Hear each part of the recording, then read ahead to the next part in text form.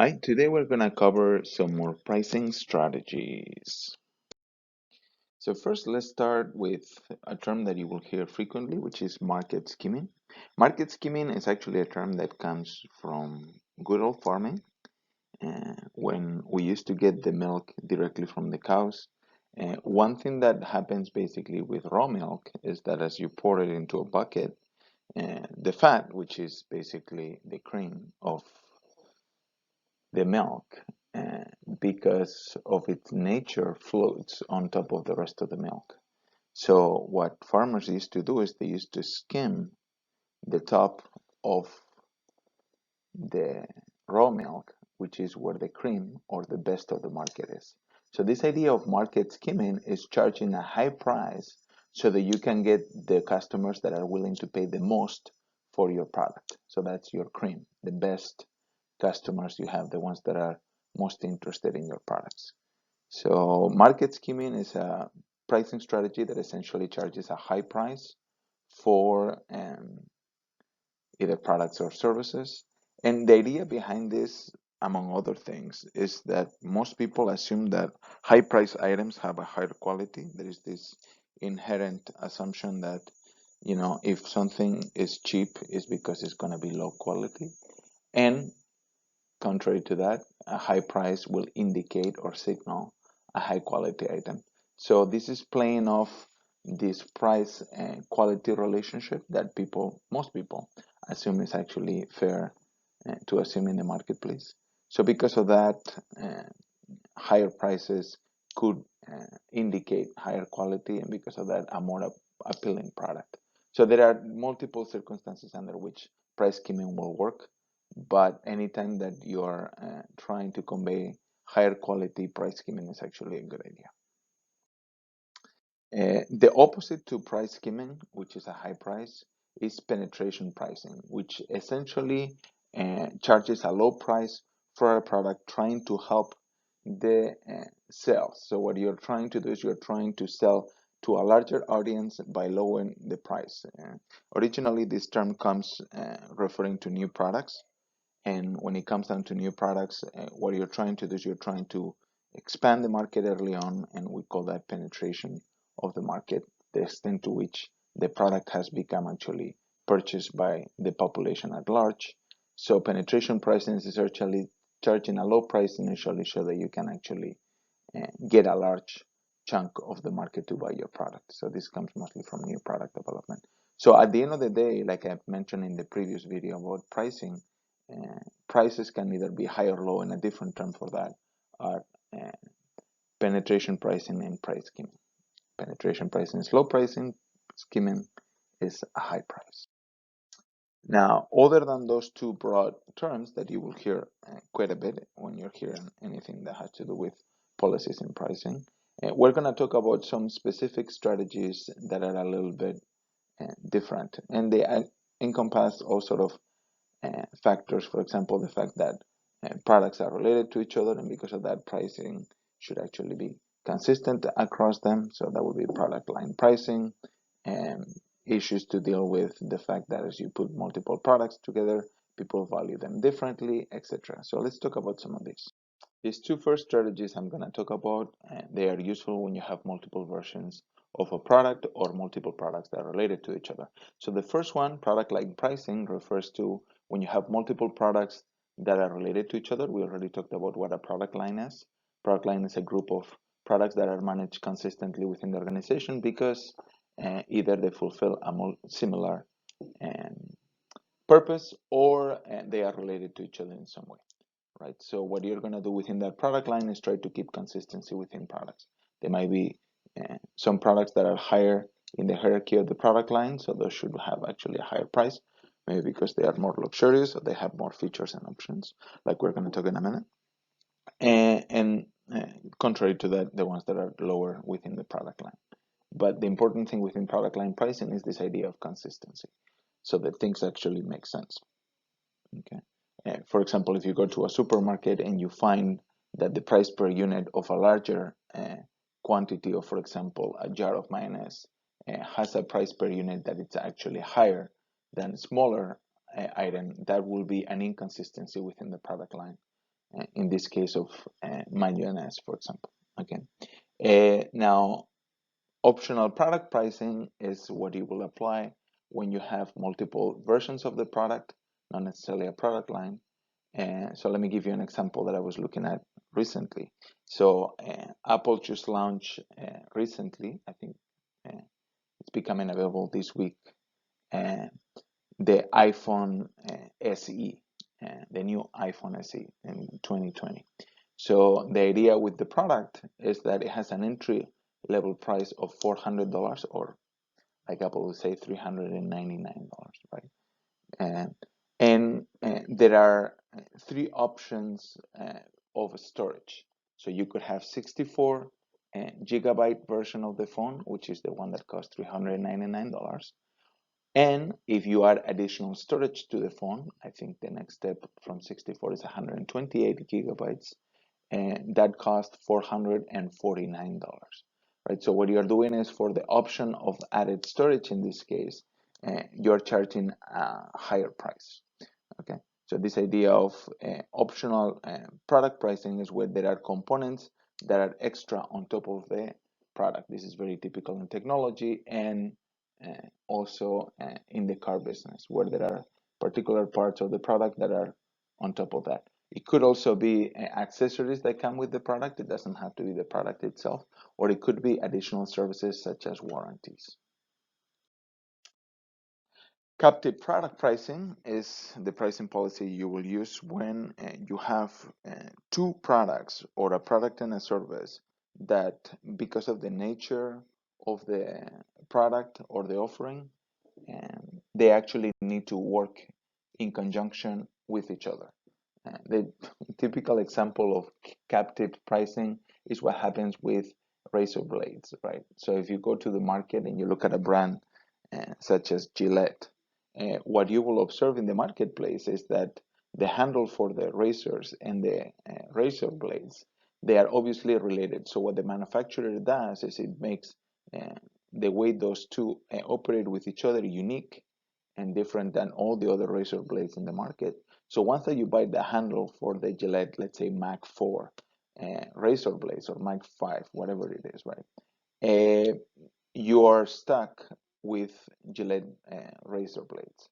So this idea of captive product pricing is that because the product that it's going to come later, in this case the razor blade, is uniquely related to the original product, you're going to price both of these in a way that it's going to enable you to basically maximize the amount of returns that you get from the customer.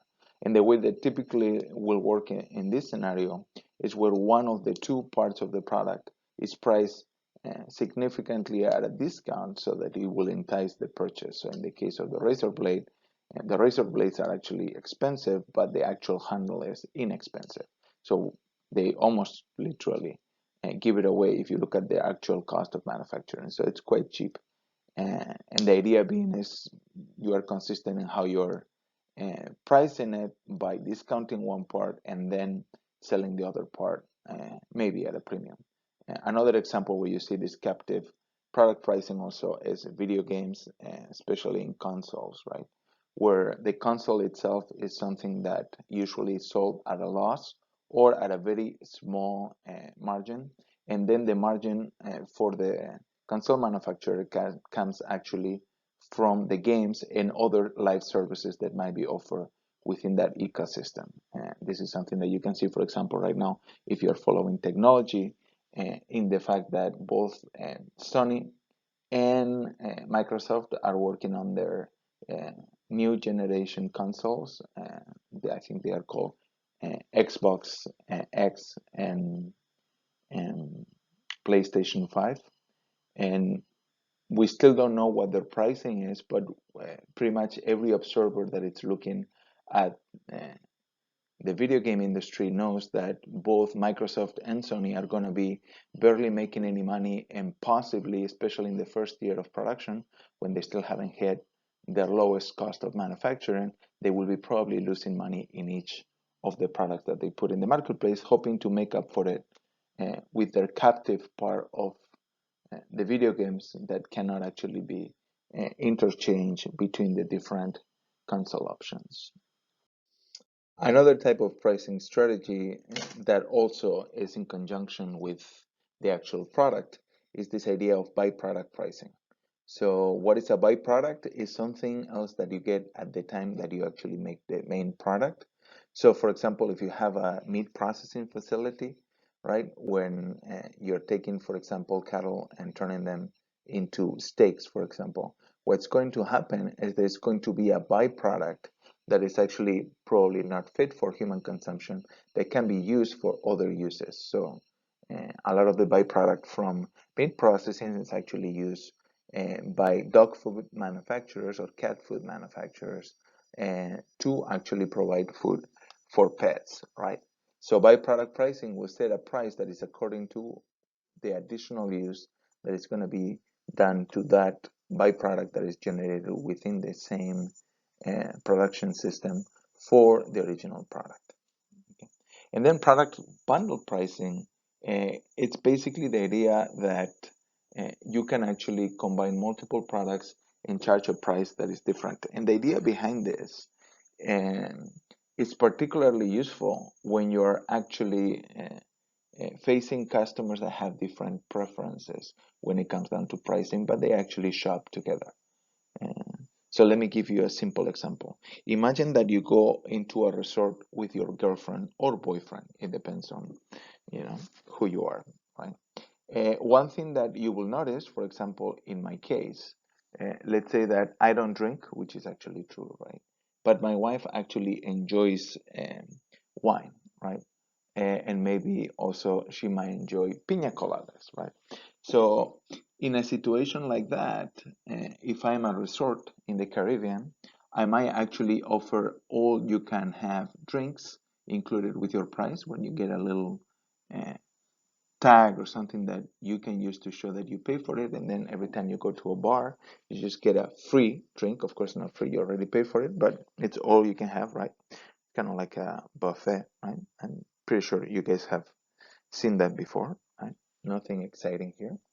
But what if, for example, I love water sports, right? I really like, I don't know, maybe go sailing, right? And imagine that that same resort has small catamarans that you can actually take out for a spin. You can pay for them, or you can do all you can have water sports included within your stay, right? So let's say that on top of the catamarans, they also have jet skis and maybe they have snorkeling or maybe scuba diving. I don't know, right? So if you have all those options, and let's say that maybe my wife is not that excited about it, but I am really excited about the water sports, then what the hotel can do is they can bundle all the fun you want to have or something like that, right? Which will be a combination of both the drinks and the water sports. And then in that case, you can actually make more revenue because both my wife and I will buy the bundle all you can have fun, let's say, where you pay for both uh, services in this case. But if they will not be bundled, I will only buy one of the parts and she will only buy the other one, right? So in that situation, you might be able to actually uh, make more revenue by bundling products when people have different preferences, okay? Which is a very difficult thing in the case of couples, for example. So far we've talked about how to set prices. Now we're going to talk about how to change prices. So prices don't stay steady over time. Everybody knows this, right? So we're going to talk about different strategies that companies use to adjust their prices to the different events and market conditions. So here you have some of the tools that we're going to discuss when it comes down to price adjustments. Okay, I'm going to cover each of these in some more detail in the following slides. Okay, the first typical way of adjusting prices is with a discount or an allowance. And this is basically tied to a behavior or an action from a customer. So what do I mean by this? For example, you provide a lower price for people that buy a larger quantity of the product. So that's the action, is buying more of the units, right? And because of that, for example, you might have a pack that has multiple units of the product. And then what you're doing is you are offering that larger pack at a lower price, and you see this in all sort of consumer packaged goods and many other occasions, even services, right? So if you go to a bowling alley, you might have a price for a particular game, but if you buy a 5-pack or a 5 pass or whatever it's called, then they might give you each of those uh, uh, sessions at a lower price. And also, it doesn't have to be related only to quantity. It could also be related to when actually you're paying for the product. So sometimes if you pay for a concert in advance, you might be able to get a cheaper price than if you actually go to the box office right before the concert and pay for it right then, right? So this idea of early bird specials, and they are actually quite common. So there are different actions that people can undertake, and based on those, you get a discount. That's the idea of a discount or an allowance. So let's talk about segmented pricing, which is essentially charging different prices for different segments. And the segmentation can actually be done in different ways. And based on that, you're going to have different pricing policies. So for example, what is customer segmented pricing? That's when you have different prices for different segments in the marketplace. Typical example of that will be student pricing, right? So if you go to certain avenues to get some service, they might have a student pricing that might require you to have some sort of student card that identifies you as a student. You have the same thing for senior pricing, so you need to be over a certain age to be able to qualify for that special pricing, etc. So that will be customer segment pricing. Another type of pricing is product form pricing. So that's when you charge different prices for the same product for slight different versions of the product. For example, if you're buying a new Tesla Model 3, which I don't know if you're in the market or not, but if you go to Tesla's website, one thing that you will see is that any color that is not white costs additional money. And it's not because the cost of the product is indeed higher, it's because they just decided to charge a different pricing because people might think that boring. White is boring, right? Which, by the way, I don't necessarily think so. I like white cars. But it doesn't matter what I think. Some people might think that only having one choice is too little, and because of that, they will be willing to pay for different colors of the car an additional amount of money. Okay. Then you have location-based pricing. That's when you actually charge different prices, either in different locations or from people that come from different places. So an example of that will be state universities charging in-state tuition for people that have been paying taxes in that state. I think that's the rationale for it. And because of that, charging a lower price in tuition depending on whether you live in that state prior, at least I think it's usually a year prior to the time when you actually enroll or not. So that's location-based pricing. And finally, time-based pricing, that's when you change your prices over time. Oftentimes, this is tied to seasonality, but it doesn't have to be. So a typical example of this will be happy hour at a restaurant, right? What you do is the same beer will cost you quite a bit less money if you buy it instead of on a Saturday at 9 o'clock, if you actually come on a Monday at, let's say, 4 o'clock or 5 o'clock, depending on the time and the restaurant, right? So what you're trying to do is you're trying to entice people to come at time when the restaurant is pretty empty. So what you do is you change your pricing depending on the time. By the way, when I say time, it could also be a day of the week. It could be a certain season, like you see resorts, for example, charging lower prices when it's off peak.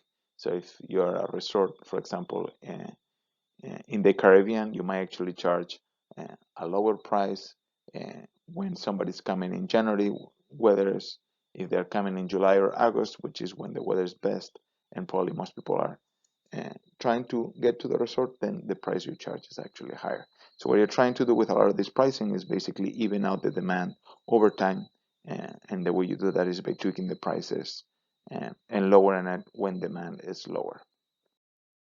Okay. Then other adjustments that you can make are actually based on psychology. Now, what is psychological pricing? It's the idea that people perceive a price to be different than it truly is just because of the way the pricing is set. And the typical example of that is odd pricing. Odd pricing is a type of psychological pricing that basically uses uh, numbers that are close to a unit but not quite. So let's say that you're trying to price an inexpensive cell phone, right? And you're thinking about pricing it around $100.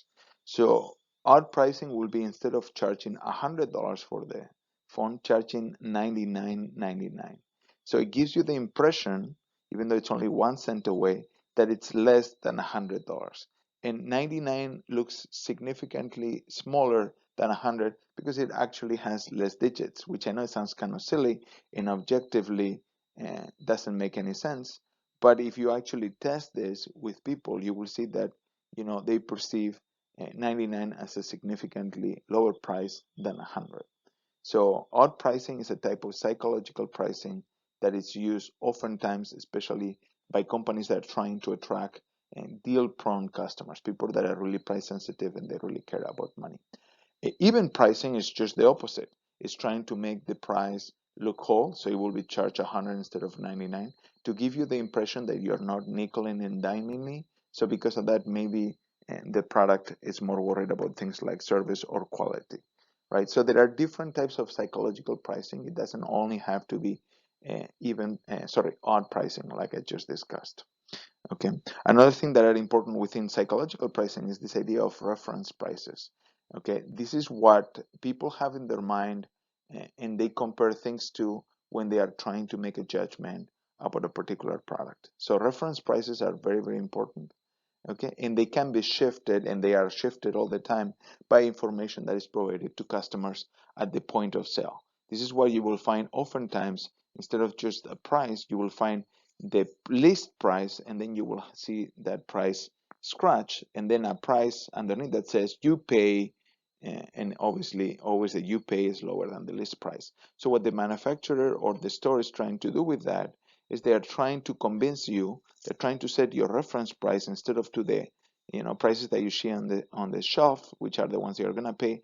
They are trying to set the reference price to something else that it's higher, so that you actually see this product or service as some sort of a bargain, like a better deal, right? In fact, this is why I heard somebody saying that when you're buying very, very expensive cars, what you should do is you should put the very, very expensive cars, instead of next to other expensive cars, you should put them next to private jets, right? Because when you're thinking about buying $1 million car, like, I don't know, a Bugatti variant, for example, actually $1 million plus at this point, or actually a Chiron, which is the version that you'll be able to find now, if you can, which there's a limited. Anyway, let's say over $1 million car. That looks really, really expensive because it's a very, very expensive car. But when you put it in a show for private jets, and by the way, the people that are buying $1 million cars probably are also buying jets. This is the rationale for putting it there. Next to a $50 million G5 Gulfstream, the Bugatti variant looks like a bargain, right? I mean, maybe instead of buying one, I'll buy two or three, right? So reference pricing is absolutely essential for us to understand when we're setting the prices. And if you can shift the way customers are thinking about the price by using references that are outside of maybe the product category, might actually enable you to charge higher prices. Okay, then you have promotional pricing. This is the idea that instead of lowering the price across the board, you have some sort of temporal adjustment of the prices.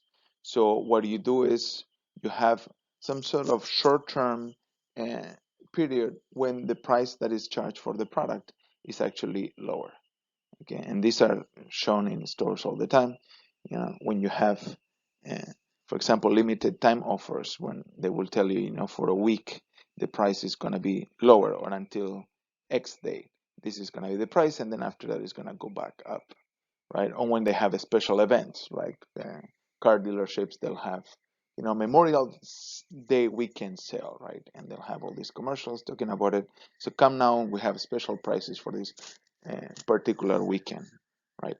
So there is all these events, but the idea with promotional pricing is that it's not something permanent. It's something that is going to be temporary, that has a start, date and an end date, and outside of this promotional pricing event, the price you're going to charge is the same one that it was before.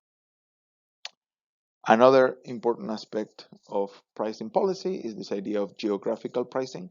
This is when you charge different prices depending on the region, right? And this happens because of many factors.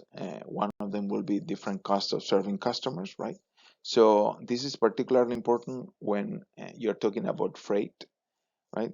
So you're going to have multiple pricing options where depending on how far the customer is, you're going to charge a different price uh, because obviously the cost of serving the customer is actually different. So that will be the case, for example, for FOB origin pricing.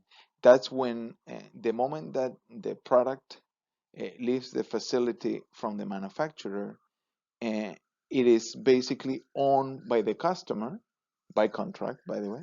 And then from that point on, all the cost of shipping and any other paperwork that needs to be happening afterwards, it's going to be full responsibility of uh, the customer. So what this will mean is if you're close to the manufacturing site, you're going to have to pay a lower price than if you are quite far away. Of course, from the manufacturer perspective, the pricing is going to be the same, but from the customer perspective, it will change. Right? Zone pricing is when you have different areas where the prices are different. Most companies do this to one degree or another. A typical example of this, for example, will be the postal service. So if you go to the postal service and you're trying to ship an envelope with a letter or a box, a parcel, you will have different prices depending on the area where you're trying to ship the product. So if it's within the United States, usually the prices are the same. But then outside of the United States, depending on the country and how far the country is and what agreements we have with the country, you're going to price that differently. So there's going to be different zone pricing. Okay. Um, the next three terms that I have here, uniform delivered pricing, basin point pricing, and freight absorption pricing, these are all pretty much the same idea, just with slightly different terms. And what they do is they essentially include all the shipping involved for the product within the price that you actually charge. So it's basically doing the opposite that FOB origin pricing does. So all these three, what they do is they include in one way or another the cost of shipping. And because of that, it's going to have basically a more uniform price regardless of where your customers are located. Okay, another thing that is very common and that you actually get to see a lot of nowadays thanks to technologies, this idea of dynamic pricing. That's when you adjust your prices to the demand for the product or the service. Who does this? Well, a couple of examples that you probably have faced in the past. One is airlines. So airlines will modify their prices multiple times within a day to reflect the demand for the product and also any changes in prices by their competitors. So they have computer software that is tracking what competitors are actually charging uh, for the same flight. Let's say from Richmond to I don't know Seattle, for example, right? So if there are multiple carriers that operate that line, what the airlines will do is they'll be tracking what others are charging for that uh, particular trip, and they will be basically adjusting their prices according to that, their capacity, and the number of people that have actually purchased a ticket up to that point for that particular date. So there are a lot of changes that happen. In fact, there are so many changes that oftentimes many of the prices are actually not transacted. So the change occurs, it's shown in some place, for example, in a website, but nobody actually buys a ticket at that price. So it doesn't even need to actually transact or complete.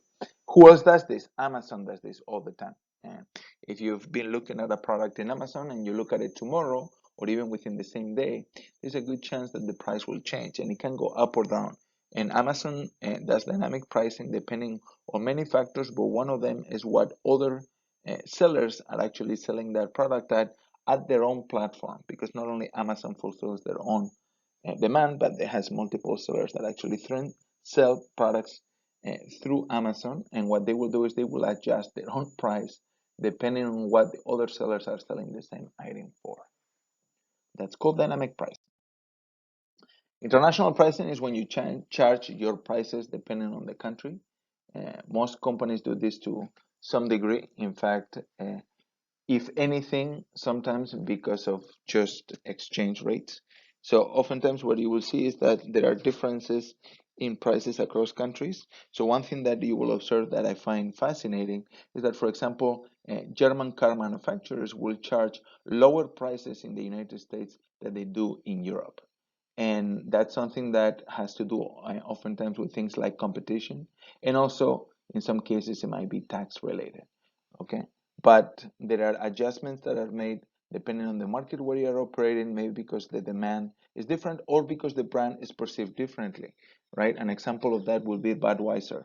So when you go to Europe, Budweiser is an import. So it has a more upscale perception than it does here in the United States. And Budweiser is going to charge their prices accordingly. So the price of a beer bottle, a Budweiser beer bottle, in Spain is significantly higher than it is uh, in the US, and that does not account only for the transportation. It's beyond that. It goes to adjust the perception of the brand in different markets.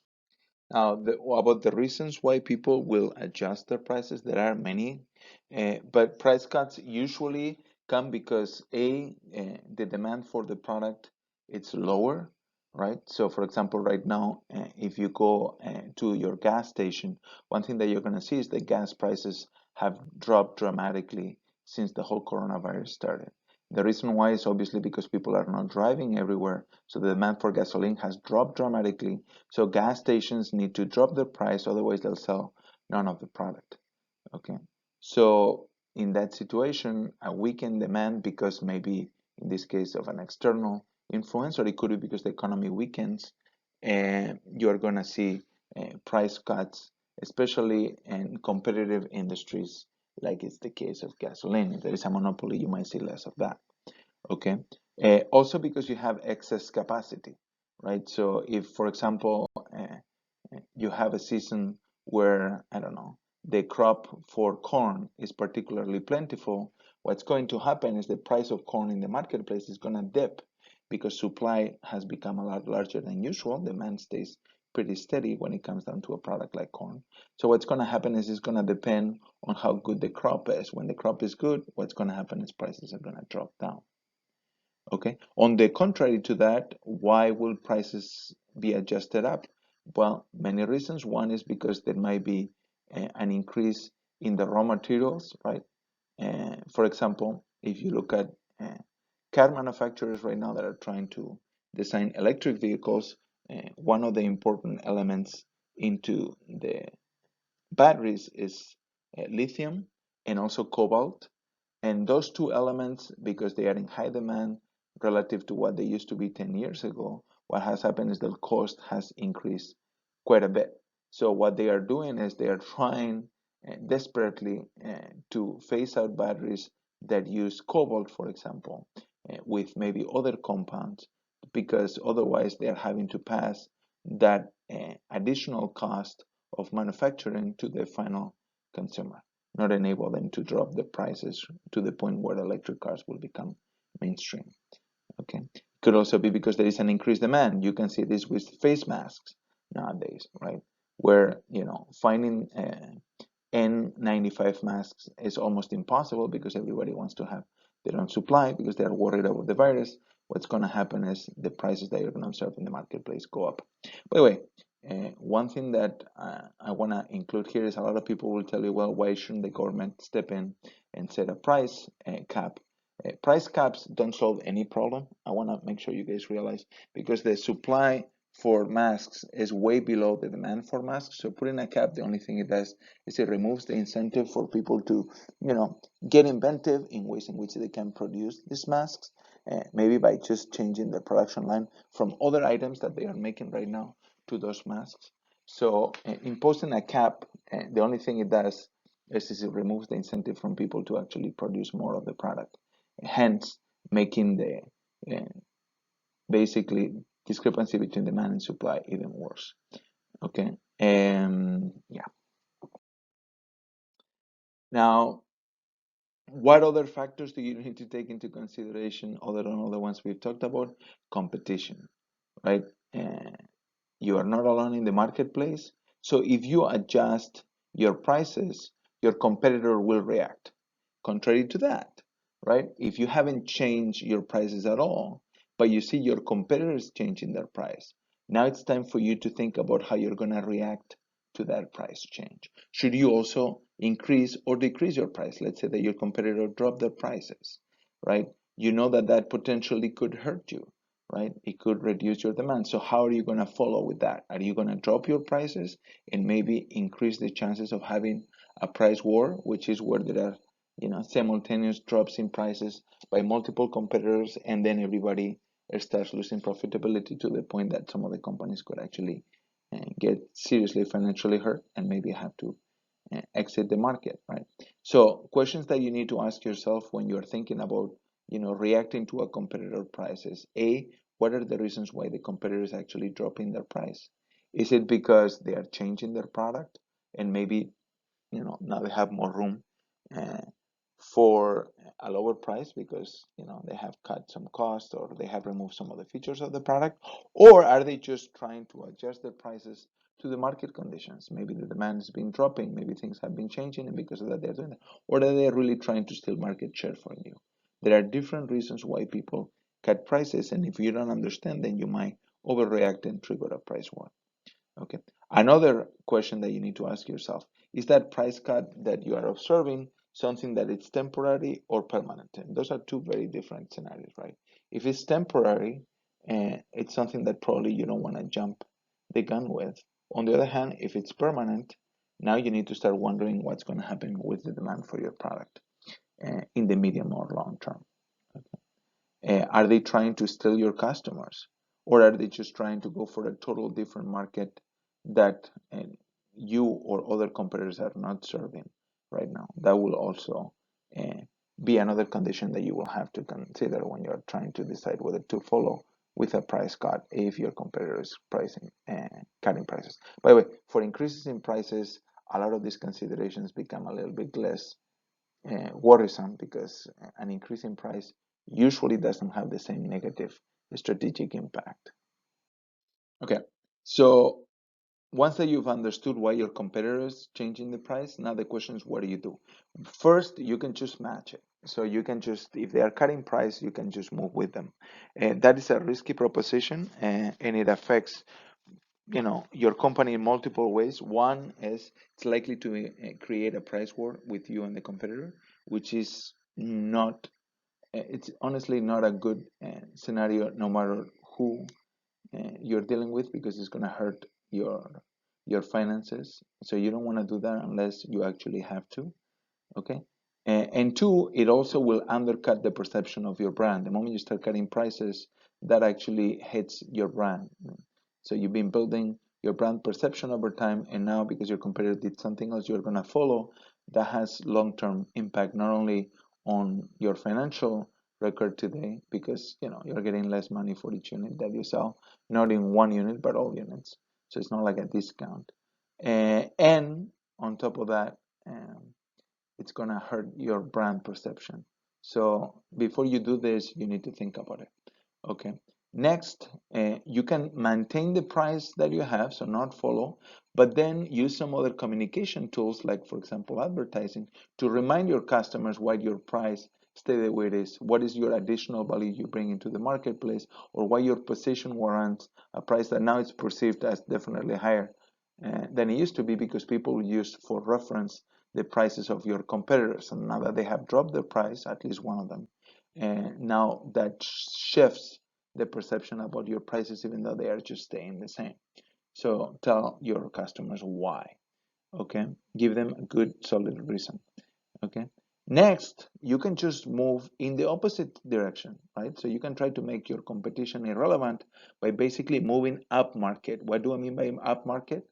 And if you understand product quality as some sort of continuum, and We talk about vertical differentiation, which is basically moving within the quality spectrum. So you're moving up and down on quality. So going up in quality and up in price. So you make your competitors cut in price less relevant because now you're trying to serve maybe a different segment or a different audience. They're more worried about quality than they are about getting a good deal. Okay. And then the last option, which is the most expensive option, is to basically create another brand that you use to fight this price war so that you can isolate your existing um, brand. Who's done this? Many companies have done this. An example of this will be, for example, Gap. Gap is a clothing store that when it felt threatened by other companies that were selling lower price items into this space, what they did is they launched Old Navy. Originally, it was not called Old Navy, but uh, eventually the name that they used for that brand was Old Navy. And you can lower the prices and the quality of the items with that brand, and that enables you to basically accommodate your competitors by just moving with them, but not dragging your brand in the process. Of course, like I said, this is an expensive strategy because building brands costs a lot of money. And then finally, let me talk a little bit about regulation and pricing. So there are some laws that prohibit certain strategies within pricing. So the first one is price fixing is not allowed. What do I mean by price fixing? That's when you have multiple manufacturers talking to coordinate their prices. An example of this that it's legal because it's in other countries is the oil cartel that was created in the 80s, actually 70s and 80s, um, with multiple Middle Eastern countries to basically fix the production of oil in the hopes of maintaining a high enough price. Right? So price fixing is illegal in the United States. You cannot have two brands that coordinate their prices. If uh, the government finds out, they will heavily fine both brands. Who has gotten in trouble from price fixing? Coke and Pepsi did this over many years. Somebody noticed that they were basically coordinating their discounts. So what will happen is if you will go to a supermarket, whenever Coke was on special, Pepsi wasn't on special, and whenever Pepsi was on special, Coke was never on special. So they will coordinate to make sure that they didn't actually get into a pricing war, and they were fined heavily for this. So price fixing is not allowed in the United States. Okay, another strategic option that you don't have is this idea of predatory pricing, which is essentially pricing your products below cost in the hopes that you're going to hurt financially your competitor, and hopefully after that recoup that money. So the idea is, let's say that I'm a monopoly, then somebody else enters in the market. Let's say that I have 90+% of the market, right? So now what I can do is, because I have big pockets, right? I have large cash reserves, and maybe the other company that enter may be a smaller company.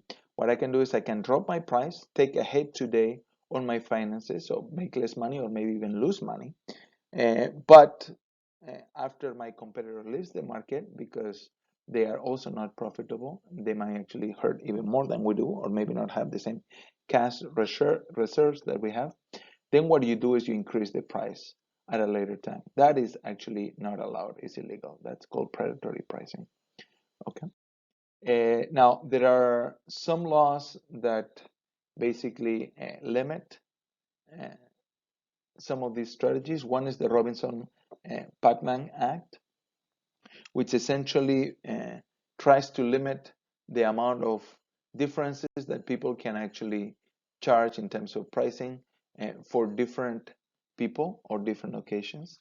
And the idea behind that is trying to not discriminate different people in different prices. Now, that doesn't mean that charging different prices to different people is not allowed. It is only allowed under a few conditions, one of which is if the cost of serving different customers is different, then you are surely justified in charging different prices, right? So if, for example, a customer lives closer to you, and because of that, shipping charges are included into the price, and serving that customer and charging them a lower price because they are closer, this will be totally legal within the Robinson-Pacman Act. Okay. Um, another reason why you might actually be able to charge different prices is if they are using, for example, different channels of distribution. And again, this will be alluding to maybe a different cost. So if you're going online and you're getting something through the website, you may be able to get a lower price because in that scenario, you don't need to have a customer service person in front of you who is at the store, or you don't need to pay maybe for the rent for the store. So, the cost being different will justify why there are actually different prices. Another scenario under which is okay, according to the Robinson-Pacman Act, to charge different prices is when you uh, sell different quantities of the product. So a larger quantity of the product will actually mean uh, a lower price, right? And I think everybody's okay with that. Now, when you look at the channel partners that we have, if you're selling products through retailers, for example, by law, you're not allowed to fix the price. If you're the manufacturer, you can suggest the price to your retailer. This is why you will see this term MSRP in a lot of products, and that stands for manufacturer suggested retail price. So the manufacturer can suggest the price, but by law, you are not allowed to fix that price. And because of that, some companies have gotten in trouble. For example, Nike was investigated by the government because they were basically pulling their products from stores that were selling them below the MSRP.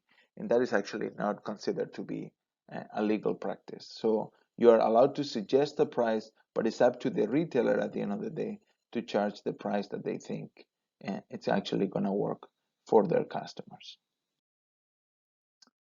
Another thing that is definitely prohibited by law is this idea of deceptive pricing. Deceptive pricing is when you basically uh, advertise a price that you can actually not get at a later time. Not because the time period has expired, but because that product was never available to begin with. And this is something that sadly you will encounter a lot if you look at maybe local newspapers for local car dealers.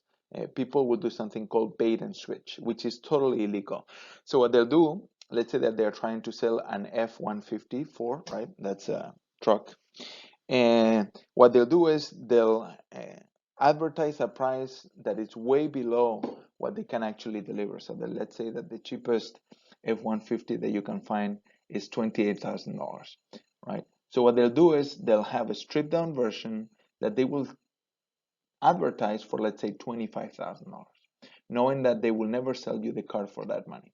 And when you get to the car dealership, suspiciously, that car has already been sold. So they are out of that particular car, but what will happen is they will offer you a different car. I mean, of course, it's still an F-150, but that has maybe more options, and because of that, instead of $25,000, now suddenly is $29,000, which will be a lot more in line with what you will expect for a particular car. These deceptive pricing policies are definitely illegal um, under all conditions. Okay, and we are done.